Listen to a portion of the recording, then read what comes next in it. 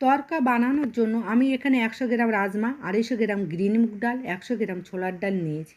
এগুলো অন্তত 8 থেকে 10 ঘন্টা ভিজিয়ে রাখতে হবে। এবার প্রেসার কুকারে সব ডালগুলো দিয়ে 700 ml মতো জল দিয়ে ওর মধ্যে সামান্য লবণ, হলুদ, এলাচ, দারুচিনি দিয়ে 2টো সিটি দিতে হবে। এবার কড়াইতে সর্ষের তেল দিয়ে তেল গরম হলে সামান্য জিরে ফোড়ন দিয়ে গ্রেট করা রসুন 2 চামচ, আদা 1.5 চামচ, লঙ্কা কুচি, 2টি বড় সাইজের কুচানো পেঁয়াজ, 1 চামচ লবণ, 1 চামচ হলুদ, 1 চামচ কাশ্মীরি লঙ্কার গুঁড়ো দিয়ে নাড়াচাড়া করে 2টি টমেটো কুচি, 1 চামচ ধনে গুঁড়ো, অল্প কাসুরি মেথি দিয়ে নাড়াচাড়া করে এবার 2টি ডিম ভেঙে দিয়ে ভালোভাবে কষে নিয়ে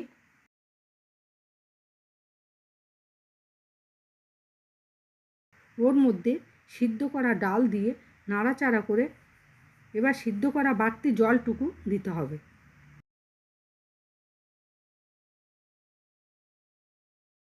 এরপর ধনেপাতা কুচি দিয়ে 2 মিনিট নাড়াচাড়া করে ঢাকা দিতে হবে। এবার একটি প্যানে 1 চামচ ঘি দিয়ে ওর মধ্যে 1 চামচ রসুন কুচি, 1 চামচ কাসুরি মেথি, 1 চামচ কাশ্মীরি লঙ্কার গুঁড়ো দিয়ে মশলাটা বানিয়ে ওর মধ্যে ছড়িয়ে দিয়ে নামিয়ে নিলেই তৈরি সম্পূর্ণ ধাবা স্টাইলে সুস্বাদু তরকা। ভিডিওটি ভালো লাগলে লাইক, শেয়ার এবং সাবস্ক্রাইব করুন।